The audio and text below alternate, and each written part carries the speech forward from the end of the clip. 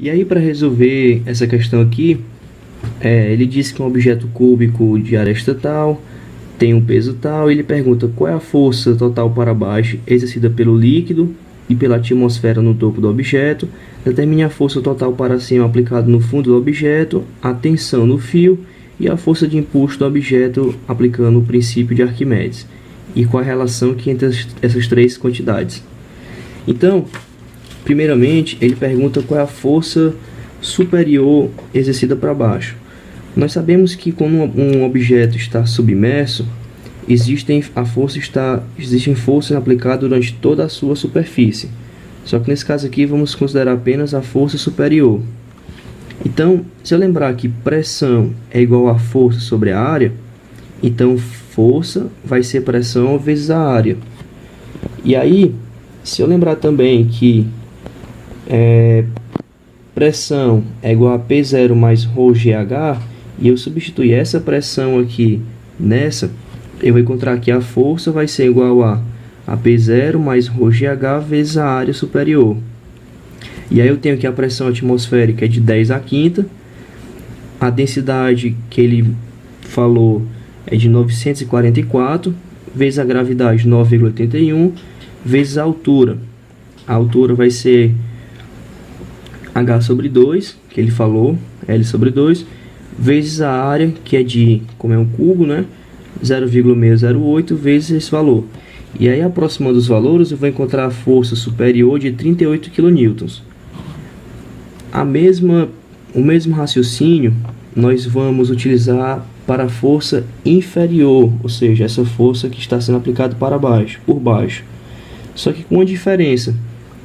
Qual a pressão, usando essa fórmula aqui, P igual a P0 mais ρgh, esse Hzinho aqui, ó, vai ser essa distância que ele nos falou. A pressão aqui embaixo vai ser L mais L sobre 2. Então, substituindo os mesmos valores, P0, ρg e essa distância aqui vezes L ao quadrado, vamos encontrar uma força superior de 40,5 kN. Tá certo? E aí ele pergunta qual é a tração, o valor da tração desse fio. Eu faço que somatório das forças em y é igual a zero, e aí você adota um sentido. Se você adotar um sentido e encontrar um valor negativo, é porque você adotou o sentido errado. Aí você só inverte a direção. Mas, vamos lá, se eu disser que tenho tração mais força inferior menos a força superior menos o peso é igual a zero. Então, tração vai ser igual ao peso mais força superior menos força inferior. O peso do objeto, ele diz que é 4.450, mais a força é 38 kN. Não se esqueça que quilo é um prefixo de 10 à terceira. Então, 38 vezes 10 à terceira, menos 40,5 vezes 10 à terceira.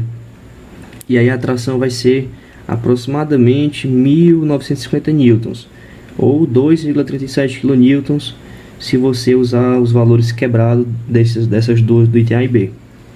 E aí ele pergunta por fim qual é o empuxo. Empuxo é ρgv. Então eu vou ter que a densidade é 944, a gravidade é 9,81 e o volume é, como é um cubo, né, é a sua aresta ao cubo. E aí o empuxo vai dar de 2081,38 kN. E a relação entre essas três, as forças inferior, superior e empuxo, é que o empuxo vai ser a diferença da inferior menos a superior. Se você pegar a força inferior, que é no caso 40,5, menos a superior, você vai encontrar o valor do empuxo. Então, beleza? Ele diz que 3 crianças vão construir uma jangada de toras de madeira, e aí ele dá o peso das crianças, a densidade da madeira, as dimensões, e ele pergunta quantas toras vão ser necessárias para que elas fiquem flutuando. Bem, eu faço um desenhozinho esquemático, onde eu vou ter o peso das crianças, o peso das toras e o empuxo. E aí eu faço que o somatório das forças em y é igual a zero. Então, peso das crianças mais o peso das toras vai ser igual ao empuxo produzido. Só que o peso das toras, eu vou lembrar que peso é massa vezes a gravidade. Mas se eu lembrar a densidade, massa sobre volume, isolando a massa, eu posso dizer que peso é ρ GV, massa da gravidade, ρV vezes a gravidade. E o empuxo da água também será ρ da água vezes a gravidade vezes N toras, tá? Porque eu tenho 3 crianças, um empuxo, mas eu preciso saber quantas toras vão ser necessárias, qual o peso delas, para que essa condição seja verdadeira, ou seja, para que eles estejam flutuando. Então, eu vou encontrar aqui, vou passar esse que está sem espaço para o outro lado, N vezes o peso da tora vai ficar N vezes o ρ das toras vezes a gravidade vezes vezes o volume das toras, mais 3 vezes o peso das crianças. E aí, como eu tenho dos dois lados da equação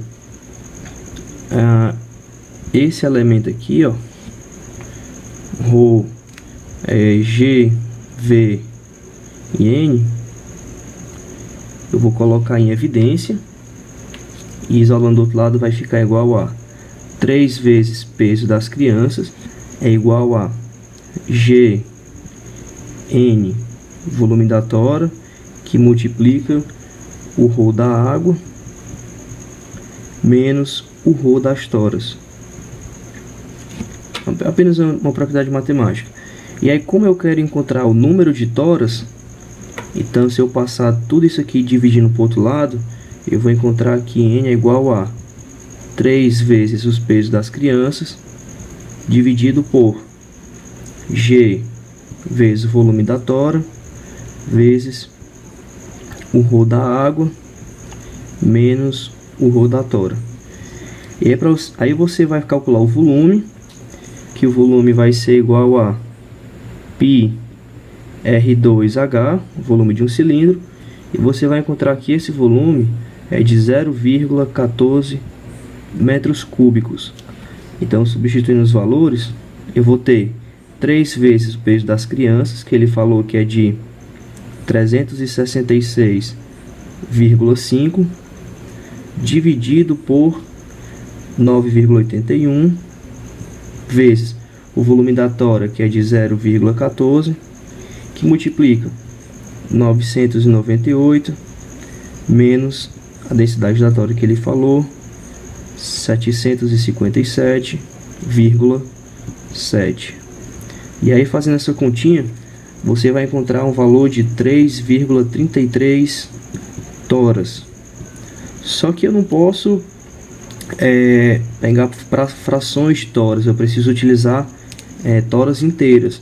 Então, o mínimo valor necessário para que as crianças flutuem é de 4 toras. Beleza?